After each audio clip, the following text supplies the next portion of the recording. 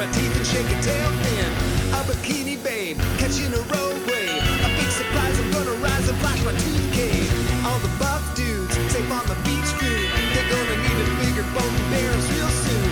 I'm a sea king, a CGI thing. I'm here to eat and bare my teeth and shake a tail fin.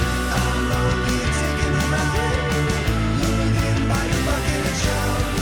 It's one weakness I can't hide. Take me to your bucket and shove.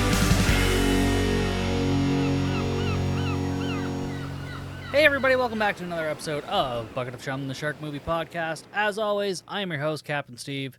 This week, we're talking about Shark Huntress from 2021, directed by John Riggins.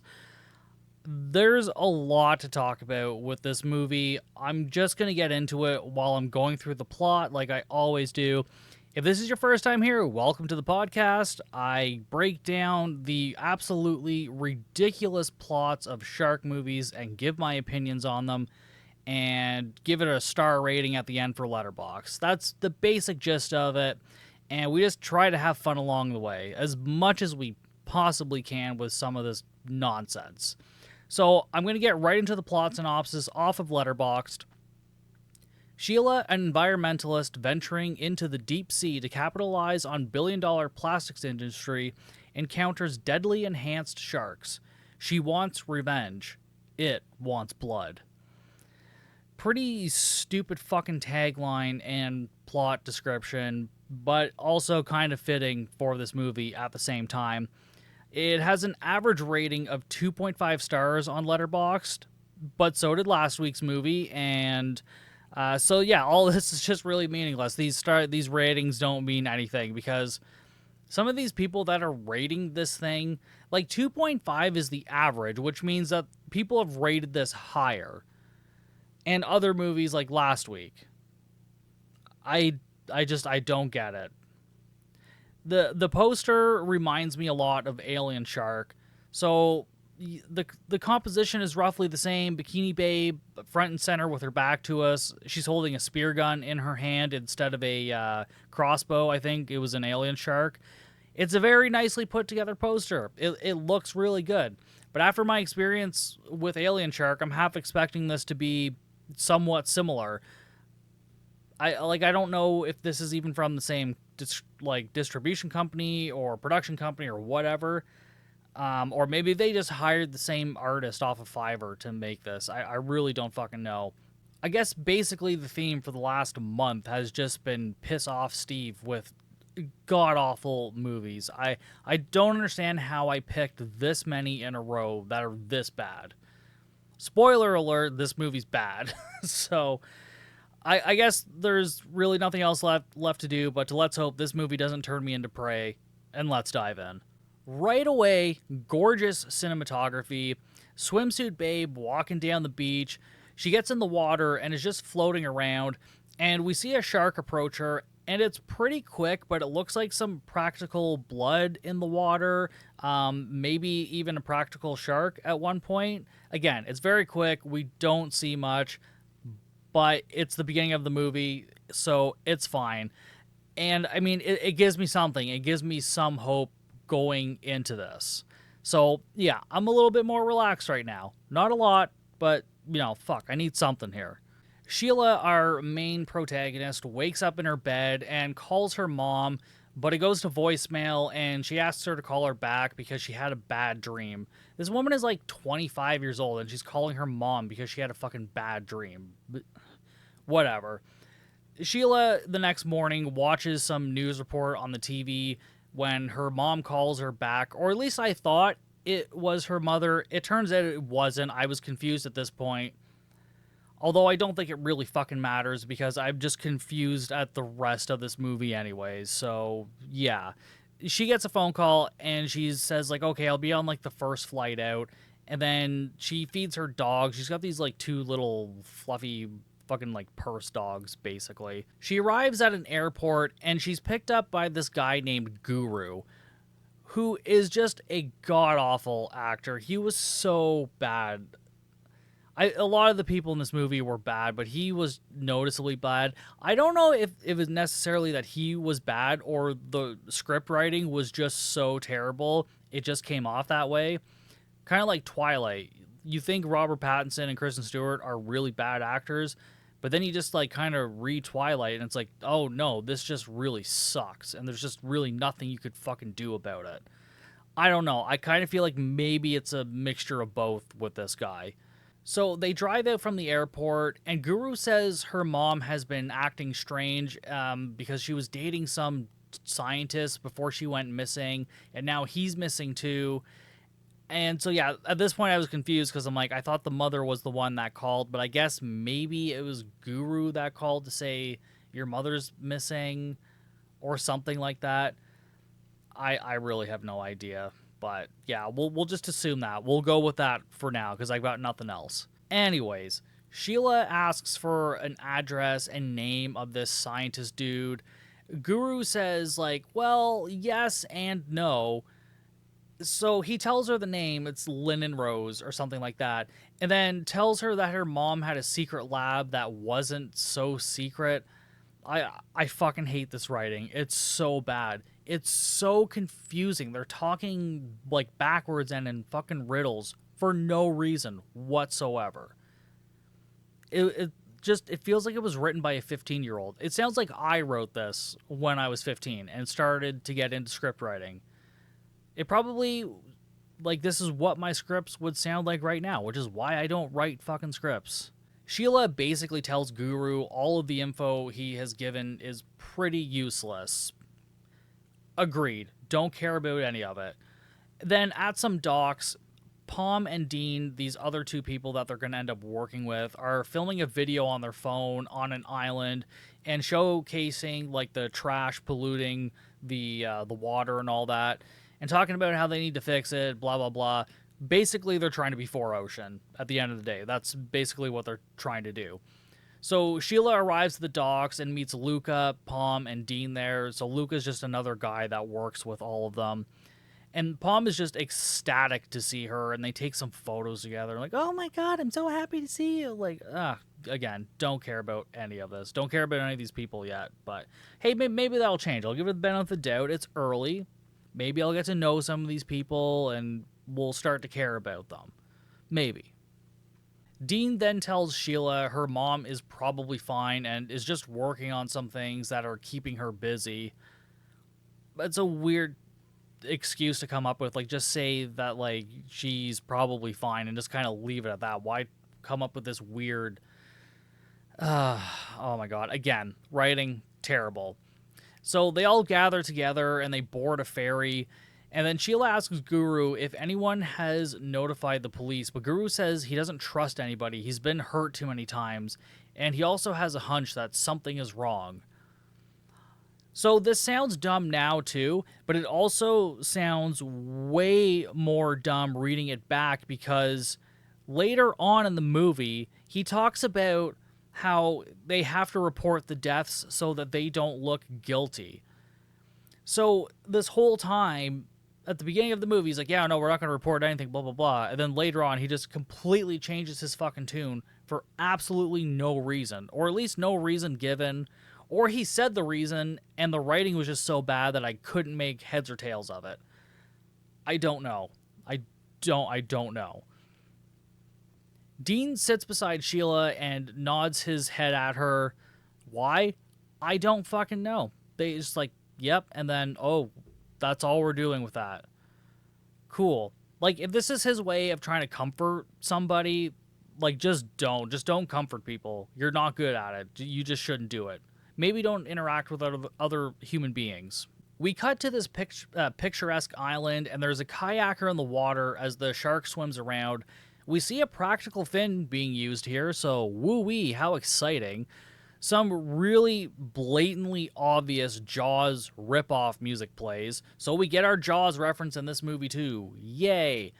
Anyways, this girl's knocked out of her kayak, and the shark gets her. These scenes are cut together so weird. It's so choppy, like they cut out mistakes from one take, so it's just like the same camera angle, same take, but they cut it up so it's choppy, so it's like almost like jump cuts, but it's not done well, and it doesn't feel like that's what they were going for. It's like, oh, let's just cut these mistakes out and then not bother fixing it or committing to this style whatsoever.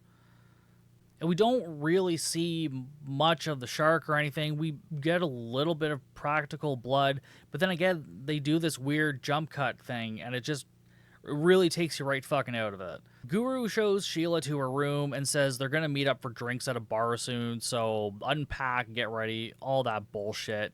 So then at the bar, Luca is told by the bartender about the great white shark attack.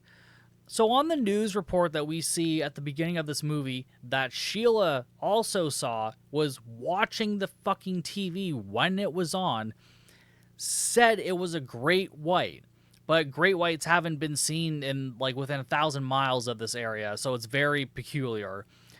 How these assholes that have been working on this island and with Sheila's mom didn't know or hear about this, and the fact that Sheila actually acts surprised when she hears this.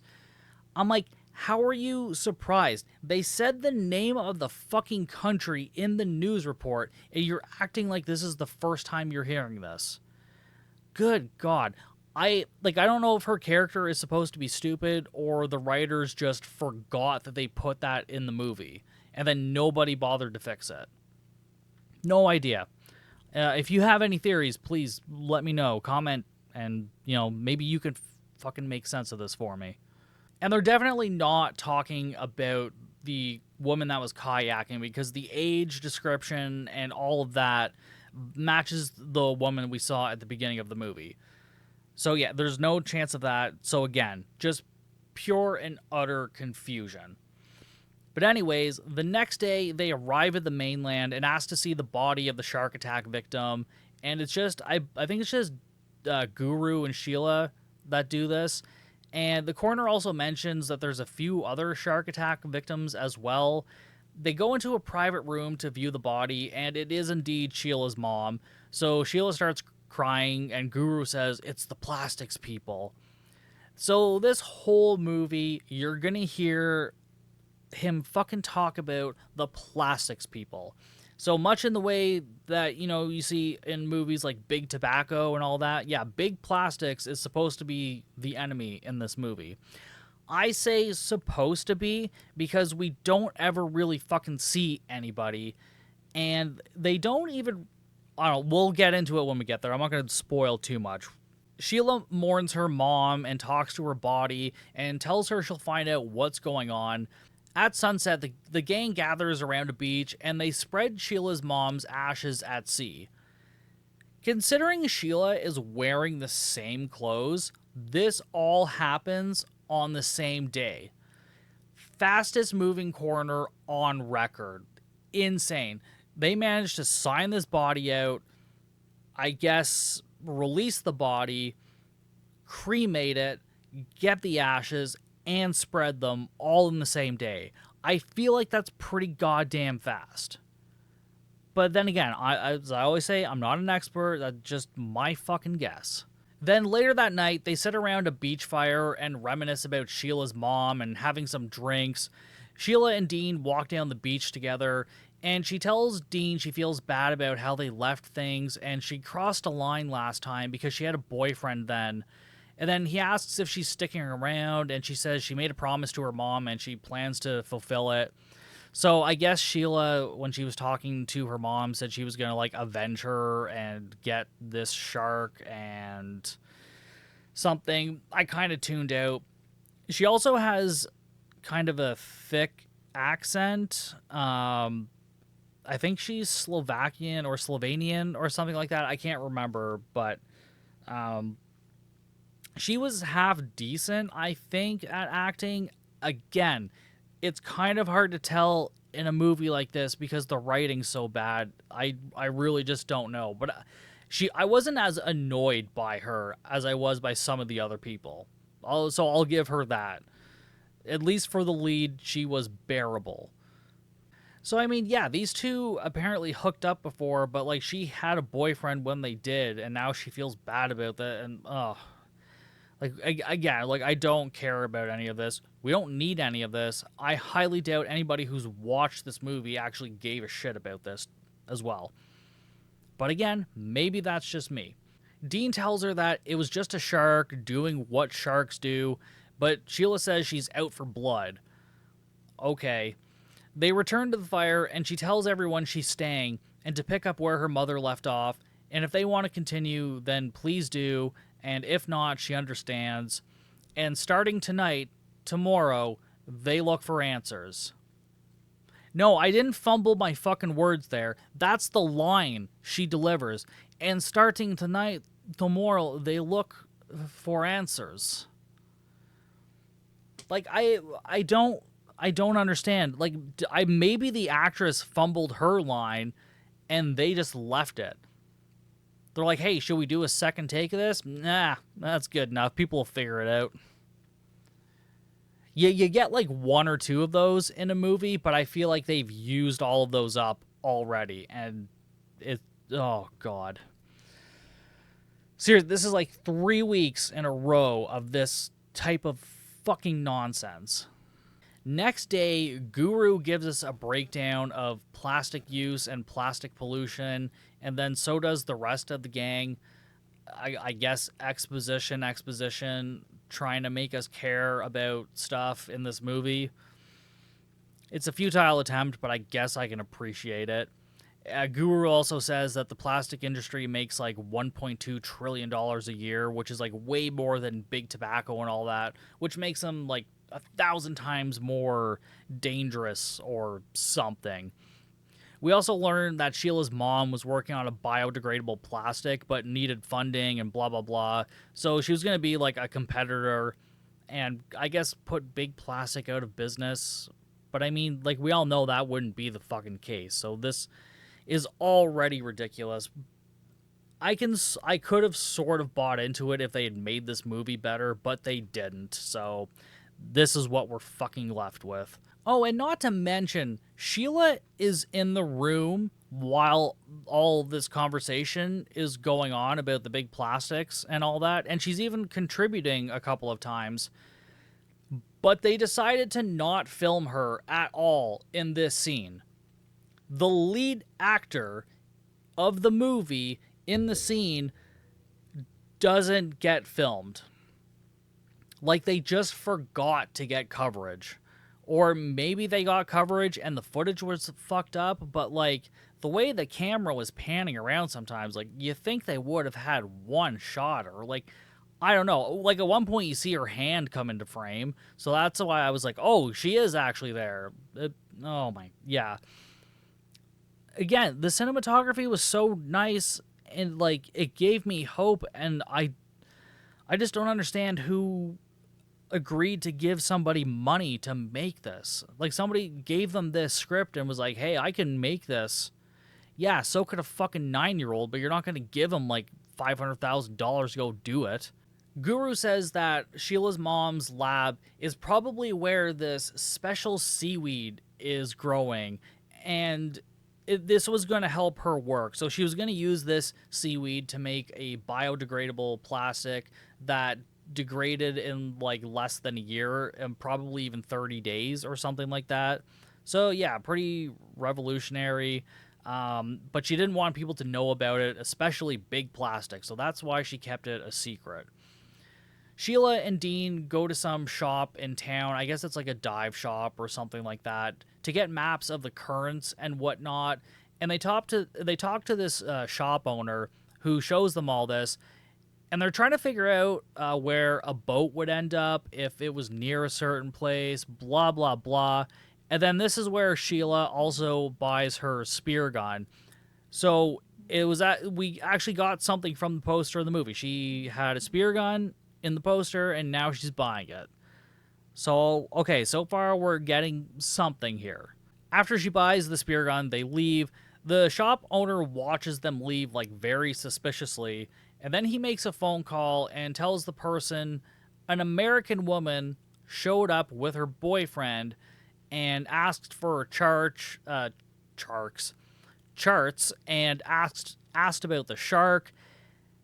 And I don't know if you remember me mentioning a little bit earlier that this woman has a thick accent because she's like Slovenian or Slovakian. Hold on, I'll actually look it up so I can actually get this right. I know, this is thrilling content. I call this segment Steve Looks Up Shit. It's mostly just silence of me on my phone looking up facts that I should have looked up beforehand and just fucking didn't. And now you all get to reap the rewards of that. Aren't you lucky? Okay, so she's from Slovakia, so she has a Slovakian accent. So I don't understand, like, did they just have in the script that it was an American woman and then just didn't tell this actor to put on an American accent? Or is this her attempt at an American accent? All of these questions and more will never be answered in this movie. Or in our lifetimes, probably. And it really doesn't matter at the end of the day. Not to mention, I'm pretty sure Dean doesn't even have an American accent either. Like, I'm pretty sure he's Australian or something like that. Again, it's like they wrote this movie, changed nothing, no minor adjustments. No, here's the first draft and let's just film it. Or let's grab some cameras, we have some actors, let's just write some shit on some fucking cue cards and we'll make a movie. It's kind of what it feels like.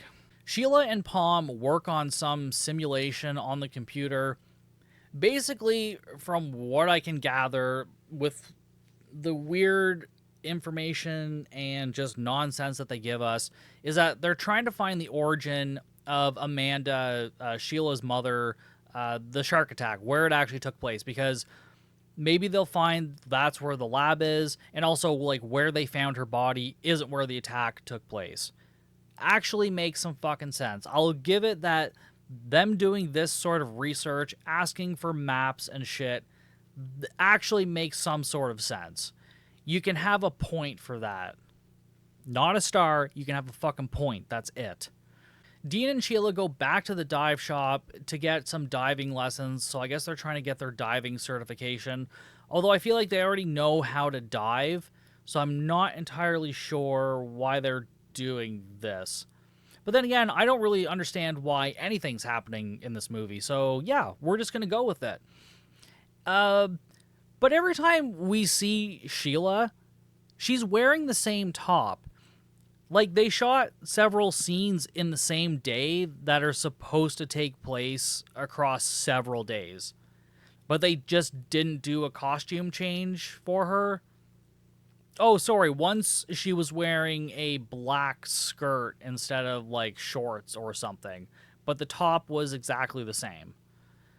It's just, if it's different days, like, what, and everybody else is... No, I just, yeah. No, not going to figure it out. After all that, the whole gang is back at the house, and Sheila tells everyone they're going to search 2 areas for where her mother was killed, and their cover story is that they're organizing a boat race, like some eco-friendly, vegan-friendly boat race, like no fuel or anything, like rowboats. They could have just said they're doing a rowboat race, but we really want to like drive in the fact that these guys are like environmentalists and trying to save planet Earth. Again, great message, don't care about it in this movie. Sheila and Dean do their final dive certification in a swimming pool, and this scene goes on for way too long. We didn't need this. Why is this here? Oh, right. Fucking filler. Oh my god, there's just been so much filler in the last like 3 or 4 movies I've done. It's driving me nuts. I really hope next week's movie is like at least watchable. I will take watchable. Even if it's like a 2-star movie, I'll bump it up to fucking 3 stars just for getting me out of this rut. If it's not, I'm going to give it a negative rating. I think that sounds fair, at least to me. Anywho, Sheila starts having visions of her mother being attacked and of the shark swimming, so she freaks out underwater. We cut to black. She's underwater holding her nose, like holding her breath, until Dean brings her to the surface. You're in a fucking pool. Like, how the fuck did you almost drown in a pool? You knew, like, you were holding your nose. It doesn't make any sense. It doesn't make any sense. Like, how did you not know where to go? It's like, oh, well, that's the bottom. There's maybe one other fucking place I can go. It's maybe up. I understand, like, she's having some sort of, like, psychotic episode or something. But if she's, like, has the conscious mind enough to, like, block her nose so she doesn't breathe in water. Just saying. Or maybe she's stupid, too. That could be it. And this dive owner is there, too. And he just has this smug-ass look on his face. And as he walks around the pool, Dean asks, like, why he didn't help or why he isn't helping. And he just says, like, oh, the best practice is, like, to be in a real-life situation. So Dean gets out of the pool and punches the guy.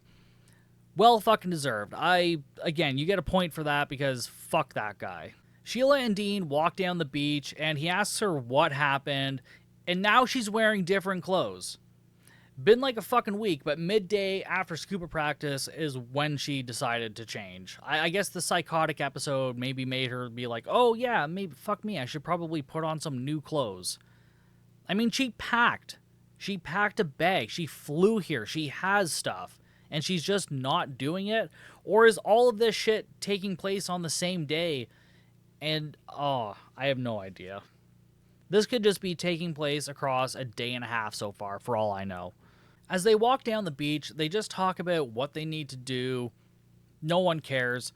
I also noticed here, and even a little earlier, when we get establishing shots of the area, the colors are really vivid. Like, the greens are green, the blues are blue. But then when we move into, like, the mediums and the close-ups, the colors aren't as vivid anymore. Like, they seem washed out. And a couple of times I noticed, okay, because when they did the wide shots, it's, like, sunny as fuck outside.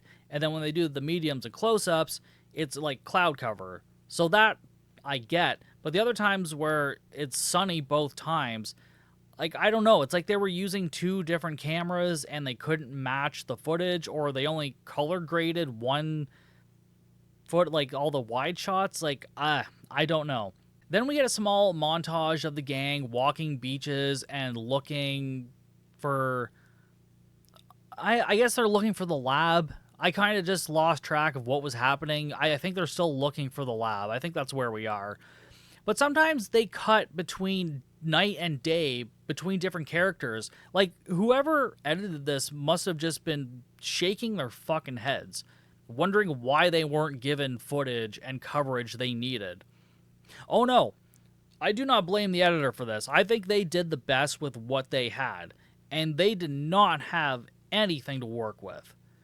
Because why are we cutting back and forth between these two separate sets of characters doing the same thing at different times of the day? That doesn't make any sense. It makes none whatsoever.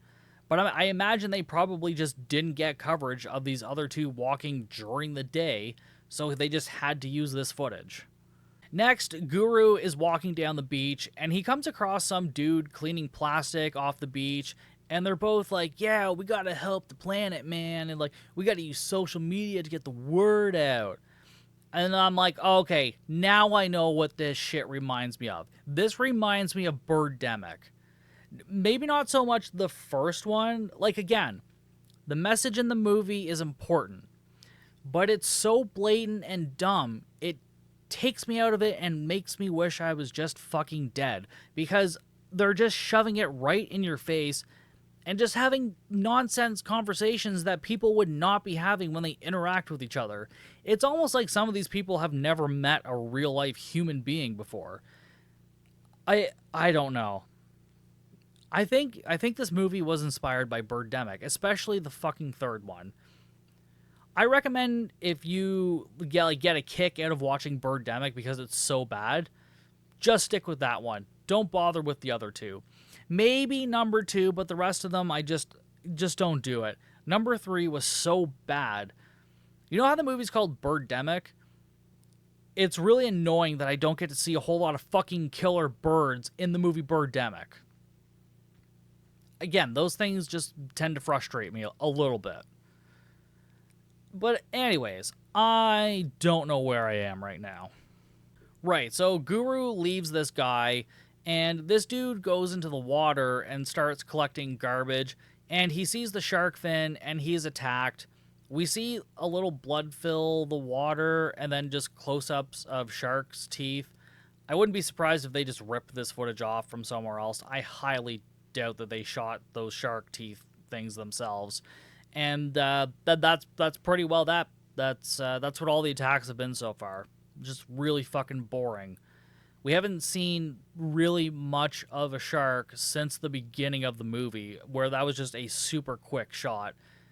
And again, I almost feel like maybe they didn't even shoot that themselves, because why wouldn't they use the practical shark if they had it? Oh, God. So, as he walks further down the beach, Guru spots this dude's body, and then he runs away, and that's it. Doesn't, like, check to see if he's okay or anything. Like, he just like, oh, no, and then just runs. So, he goes back to the house. He sits at the table, and Palm and Luca come in, and he tells them he saw an alien, a sea alien shark attack victim, a dead body on the beach. This dude has been spouting like these weird, somewhat conspiracy theories about sea aliens. Like, he refers to sharks as that sometimes, and I don't know. I thought he was just being weird, but I think he's just like completely out of his fucking mind.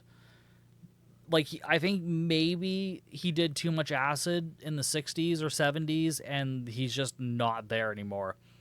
He's like maybe 20% brain cells right now, and like that's it. He then decides to tell us that he knows things. Cool. Fuck am I supposed to do with that information, Guru? I even hate that his name is Guru. I hate that I have to keep fucking saying it, because I hate it. I just don't like it. So Sheila comes in at this point, and she calls him a child who believes in fairies and goblins. And he tells her to get out, but she says she's staying, but that he went somewhere a long time ago. Again, not fumbling over my words. That's just that's just how it went. Like, who wrote this? The dialogue sounds like it's trying to be clever. If it were written by a 17-year-old, I'll bump up the 15 to 17. But again, like, and it's like they're writing this like they thought this was going to be like their ticket to the big time. Like, they were being really smart and clever with some of this shit. And in my opinion, they weren't.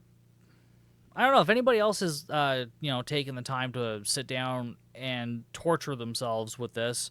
Let me know what you thought. I would be really curious, because I'm trying to picture a world where I could give this 3 stars as is without making any improvements whatsoever. Like, what would I have to be on to actually appreciate some of this bullshit? I don't even think I could enjoy it if I was on shrooms. I don't think I would get anything else out of this movie. I think it would just kill my buzz, and I would probably just go to bed. Anywho, Guru just says again that he knows things, and then he says he knows where the lab is. So they've just spent like this whole fucking day looking for clues as to where the mother could have been attacked, which they all sort of assumed would have been near the lab, and he went out searching. He himself also went out searching. So was he just like going for a stroll? Like, what was the plan here? I don't understand this. Sheila is not impressed by this information and pushes him over, and he falls and hits his head. And then we cut to Guru in bed with Palm holding a towel on his head. And he comes to and looks at Sheila and says, "Hey, you hit me." And she says, "There's no apology coming." And then the Slovakian accent kind of sounds Russian to me. That's, again, I don't know if I know in the movie they established that she lives in America, so I guess, yes, technically she's American, but like, how would you know that by listening to her talk. I don't know. I'm not going to go back to that. We're going to move forward. Not going back, moving forward. So Sheila says, yeah, there's no apology coming, and he apologizes for drinking and his conspiracy theories, and then finally reveals the location of the lab, and it's in international waters, and I guess he didn't want to go there because they would be sitting ducks or something, even though he says he doesn't trust the police anyway, so why would you care if they're nearby if you really don't trust them? Again, none of these characters are consistent with their dialogue or beliefs or clothing, like fucking any. Well, except for Guru. I think he's worn the same thing the entire movie. But I kind of believe it coming from him. Like, he's like this long bearded, toque wearing hippie dude. So, like, it makes sense to me. Sheila says she's going to the lab, and then basically everybody else agrees to go, including Guru. And she says for him to give her facts and not stories. And he says they'll need to pack for a week or something because it's pretty remote, I guess. So Sheila packs some pictures in her bag, because those are things that you need on a sea expedition to find a fucking lab, which is pretty remote. Yeah, sure, that's what's important. And then she starts fooling around with the spear gun, and this accomplishes nothing. We don't get anything else out of this. It's pointless. The next day, our heroic fucking shitheads are headed to the beach, and Palm notices some mushrooms on the ground, and she runs over to them all excited and says, "Oh my god, you guys, look at these mushrooms. They're so cute." And then Guru grabs her and says, "Stay away. These are, like, super poisonous. They'll kill an elephant." And, fine, whatever. And then Guru takes them to a place called Plant Plastic, and I guess this is the lab/company that Sheila's mom, Amanda, had started, which is clearly just a hut on the mainland. Like, he made it sound like this was in the middle of nowhere, but, like, we can see all kinds of people, like, on the beaches and, like, in the water on boats and stuff, so, like, it's not really hidden at all. I have no idea what he was talking about. Like, they couldn't have found, like, anywhere else, like, a little bit more remote. Like, seriously? As everyone heads inside, they see the place has been ransacked, and Guru says the scientist dude did this, and it's not a conspiracy theory, and then provides completely irrelevant information to support this. Then Lynn and Rose, the scientist dude, the one that the mother was dating, comes in and says they're all trespassing, and Guru says he can't believe he's still alive, which I'm just like, okay, you were convinced that the scientist dude did this, but you also didn't think he was alive, so what, did you think he fucking came back as a ghost and just started ransacking a hut? Oh, fuck me. Again, nobody thinks about anything that they're saying in this movie. Like, the writer just didn't think... Like, do you think... You would have thought, like, somebody on set would have said something. Just been like, hey, this makes no fucking sense. Maybe you could just, like, change a line of dialogue here and there so that this is, like, somewhat of a cohesive story. Like, a little bit. Doesn't have to be a lot. Just a little bit. I would settle for a little bit right now. That would be fucking fantastic. Lynn and Rose recognizes Sheila, and she asks who did this, and he says it's the plastic people. And they're the ones that put the great white in the water to get rid of them. I'll also point out, at this point, we're pretty much an hour in. I have not seen any plastic people or anything like that. So as far as I'm concerned, Lynn and Rose and Guru are fucked in the head, and none of this matters. Lynn and Rose explains again, the mother was trying to make biodegradable plastic with this seaweed stuff. Yeah, thanks. We already got that exposition earlier. Thank you for repeating that. I really needed to hear it for a third fucking time. He then says Amanda wanted to take the project global, and that's why she's dead, and they'll all be dead soon unless they leave. Guru looks out the window and sees the shark fin and yells, "Shark!" And they run out to the dock and watch this shark. And Sheila tells Palm to send out a report of a shark warning. And Lynn and Rose says, no, they can't. They'll all die. But Sheila says do it and, like, let the hunters sort this out. Again, nobody provides any relevant information as to like why people shouldn't do things. Like, no, don't do this. Here's a reason. It's not going to have anything to do with what you just said, but here's words to form a sentence, and that's a line of dialogue, and then we move on. Guru then asks Sheila if she knows anything about her mother's financial records. No, you didn't miss anything. That's just literally what happens next in this movie. And then tells Palm to check it out because something is up. Because Lynn and Rose doesn't want them there and all that. So he's like, yeah, something's up. And I'm like, okay, we could have already fucking assumed that. But sure, Guru. You're the one who's solving this mystery. Sheila tells everyone to stay out of the water and they'll worry about the seaweed farm after the shark has been killed. Right? Stay out of the water. Go back in after the shark has been killed. Pretty easy and straightforward instructions, one would think, right? Like, let's say you have just as much information as I have just given you, and all of the other characters in this movie know, and they might even know a little bit more. So you would think that staying out of the water would be just the simplest of fucking tasks to do at this particular moment in time. Right? You would think that. I thought that. Luca and Dean set up an antenna Palm made, which is just 2 camera batteries in their charging station. Like, we couldn't take $20, go to the dollar store, just make something else, or like add some other shit to another antenna. Like, oh, well, we have camera batteries on set, so now it's a prop. I'm wondering if any of these actors even got paid or fed while they were doing this movie. If neither of those things happened, I honestly would not be surprised. So these 2 guys do the most half-assed setup of this. They lightly duct tape it to a pole.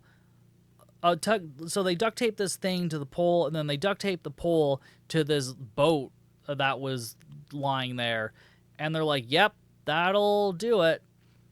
Yeah, sure, you have this heavy-ass object on a pole, and you put, like, one thing of duct tape attached to, like, some wet wood on this, like, boat that's been sitting on land for, like, probably 30 years.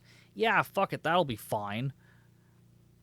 Let's not put any more effort into this. Like, let's not get any other materials to do this. Let's not, like, maybe put it in the boat to prop it up and, like, you know, that'll... nope. No. Let's just take the easiest fucking route out of this. Luca tells Dean he's going for a swim to have a look for some gel stuff. I assume it's the seaweed, but it's unclear. So yeah, he's doing the one thing he shouldn't do in order to stay alive. Like, just wait for the shark to die and then do your shit. How hard is that? Apparently for him it's impossible. He's like, oh man, I need to see this fucking seaweed so bad. Damn, Luca. Spoiler alert, it does not work out well for him. Back at the hut, Guru tells Sheila someone is out there watching them because he fucking knows stuff, so yeah, why not? And then Palm is showing Sheila some shit on the computer, but her signal or something is interfering, and I guess it's the plastic people or something. And Palm says, it's okay, they can't trace our signal here, like, this is like CIA, NSA level stuff. And Guru remembers he didn't check the place for bugs, so he starts looking for, like, wiretaps and all that shit. And then they hear Lucas screaming in the water, and he's been attacked by the shark. Oh, wow. Who possibly could have seen this coming? If only somebody had warned everybody. And if only he had been a part of this group that knew all about this, then maybe this truly tragic and unfortunate situation could have been avoided, but no. Oh, no, wait. No, he's just a fucking moron. Right. So, sorry. I almost forgot for a second. So anyways, Dean is in there. He's trying to drag Luca out, but the shark drags him away in the same fashion we've seen all of the rest of the attack. So Luca's dead. He's dumb. I don't feel bad. Guru says they need to report the death to the mainland so they don't look guilty, and then they head inside. Yeah, so he's changed his fucking tune now, Guru. Apparently he wants to tell the cops everything and anything. I wouldn't fucking trust Guru in prison, man. He is a fucking snitch, 100%. He will fucking switch in a second. That night, Sheila and Guru are in the same bed. I think Palm is there too, but they're all like lying in like various fucking directions. Anyways, Sheila gets up without trying to wake anyone, and she walks on the creakiest floor known to mankind while Guru snores loudly, occasionally when it really needs to happen for the plot. And she goes into a cooler and pulls out some raw meat like a steak or something, and she grabs her spear gun and heads out the door. She finds those poisonous mushrooms from earlier and dips the tip of the spear in them. She goes to the water, throws in the steak, and then walks into the water as the fin approaches, and she's about to fire her shot when Dean comes out of fucking nowhere and drags her out of the water, and so she pulls the trigger and she misses. Dean says that's like as about as stupid as it gets, and they make out on the beach after that. No, again, you didn't miss anything. That's just literally what happens next. The next day, they sit and talk on the dock about Sheila's obsession with catching the shark, and they hug and saying they don't want to lose each other. Fuck it, don't care. Don't care about any of this right now. Inside the house, Palm has gotten into some hard drive I didn't know we were trying to get into. Again, I tuned out for some of this. Maybe they explained it. Maybe they didn't. I don't really care. Palm tells Sheila that this cabin or whatever belongs to her as well as the lagoon, and her mother left everything to her in the will, including the company Plant Plastics. Guru then suggests that Sheila make a will. Like right now, right this second, to make sure Lynn Rose doesn't get his hands on anything. Like, how the fuck does he expect her to just accomplish this right now? Like, is he a lawyer? Like, what's the plan here, Guru? Like, she can't just write it on a piece of fucking paper. Like, it has to be notarized, or you have to get a lawyer. Like, you need a will kit. There's, like, shit you have to do. You can't just be like, oh, well, yeah, it's done today. That's not how it works. Although, again, to be fair, Guru is running off of, like, 20% brain power. Like, at max. Guru then goes for a walk, and they tell him not to go in the water, and he reiterates to everyone he doesn't swim and that they're crazy. Yeah, everyone else is crazy. You're not crazy at all, you fucking nut. In the hut, we learn some other companies wanted to help the mom out and some other shit. I don't know. Don't fucking care. Dean is worried because he can't see Guru. Like, the dude just said he was walking down the beach. Like, what's your worry? Like, why are you obsessed with where he is at this specific moment? He's been gone for like 2 minutes. But anyways, so he goes and leaves to go find him because he's worried about him because he's been gone for 2 minutes. Palm and Sheila still work away on stuff on the computer and never actually showing us anything on the computer, so it was really fun to follow. Dean walks in moments later saying he found Guru while holding a bloody sandal, and the girls don't see this as they're like in fucking hacker mode right now, and he yells at them and he says his body is too far out to retrieve. So they all head outside, and Dean says he wasn't attacked by a shark, but somebody wanted to make it look that way. So the body's too far out for you to retrieve, but somehow your fucking eagle eyes can tell that it was somebody trying to imitate a shark attack. Really? You're that fucking good? Yeah. Okay, no, sure. Yeah, you're amazing, Dean. You're an absolute fucking godsend in the world of saving planet Earth. And then they all say that it's probably Lynn Rose. Well, fucking duh. They say they need to get out of there soon, so they contact a water taxi company to come and get them. But basically, nobody can come and get them until morning. Sheila says that she's staying there and that without this formula for the plastics and all this, then she has nothing.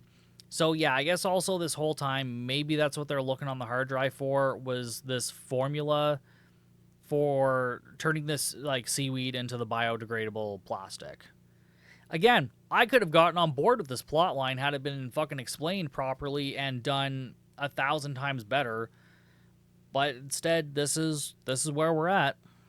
She then says if Linen Rose comes back, she'll take care of him with the spear gun, but just injure him and then like let the shark take care of the rest.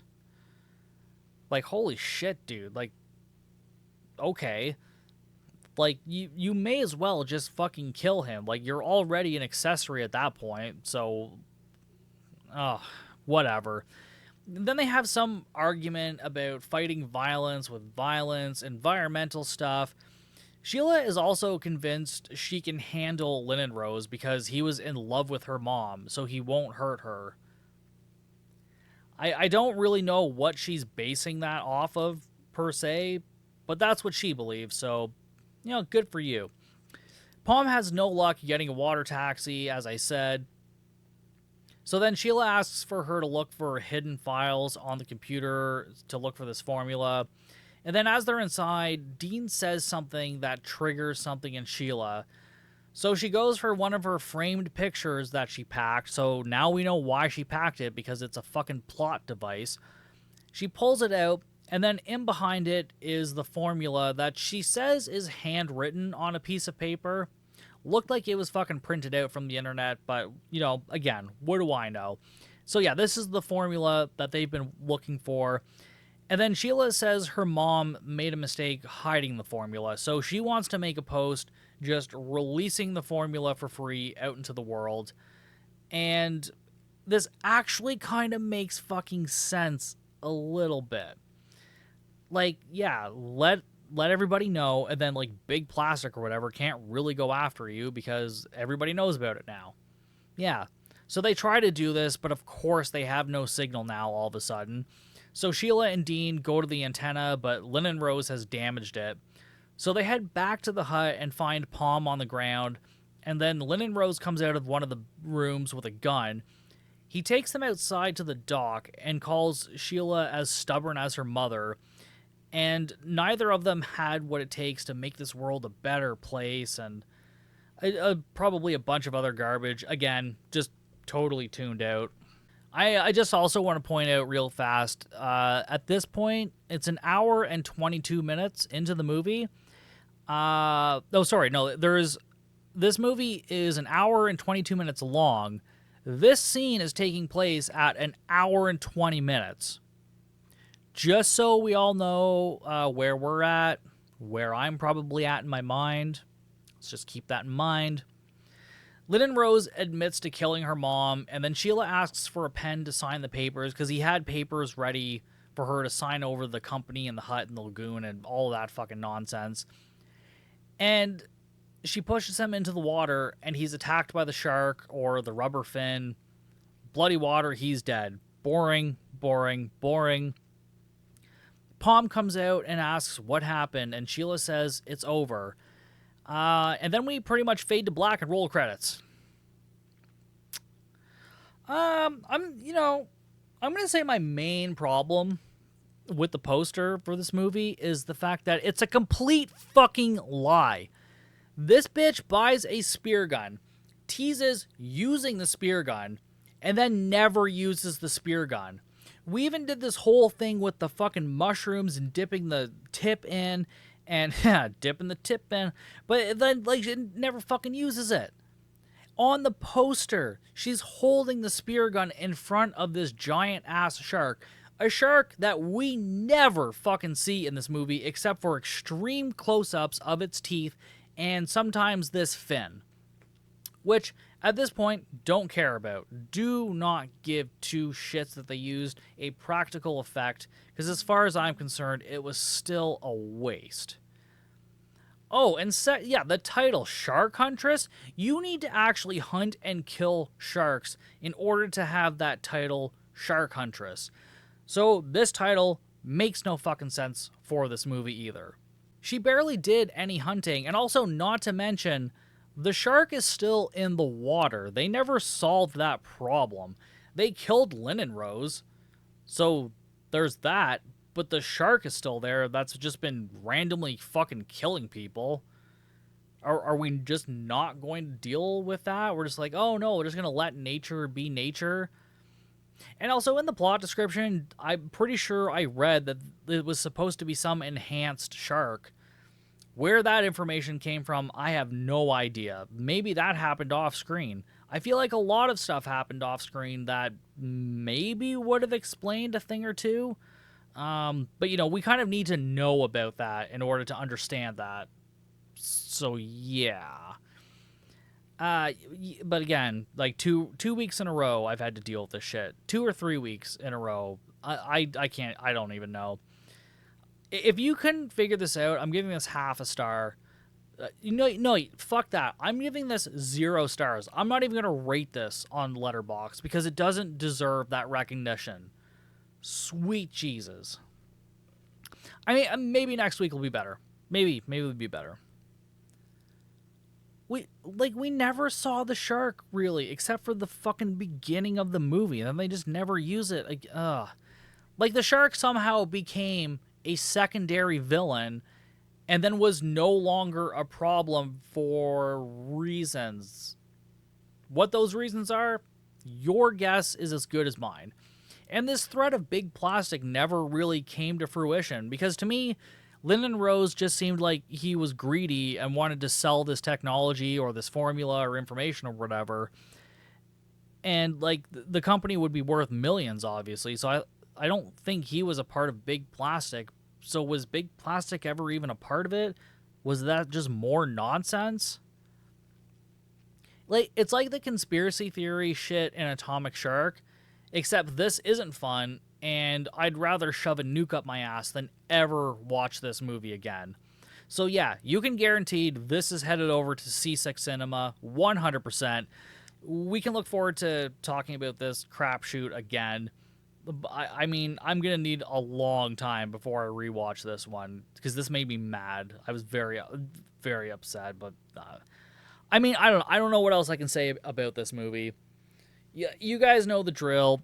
Follow me on all the social medias. That's Facebook, Instagram, TikTok, Slasher, all at Bucket of Chum Podcast. If you're watching this on YouTube, like and subscribe. I'd really appreciate it. If you're listening, if you could head over to YouTube and like and subscribe, I would also really appreciate it. You can always support the podcast on patreon.com/Bucket of Chum. And if you guys could also start leaving some like reviews, ratings, and stuff like that, it really helps the podcast get out there and get noticed. So I would really appreciate that. But hopefully we'll have a better time next week, and I'll see you guys for another episode of Bucket of Chum.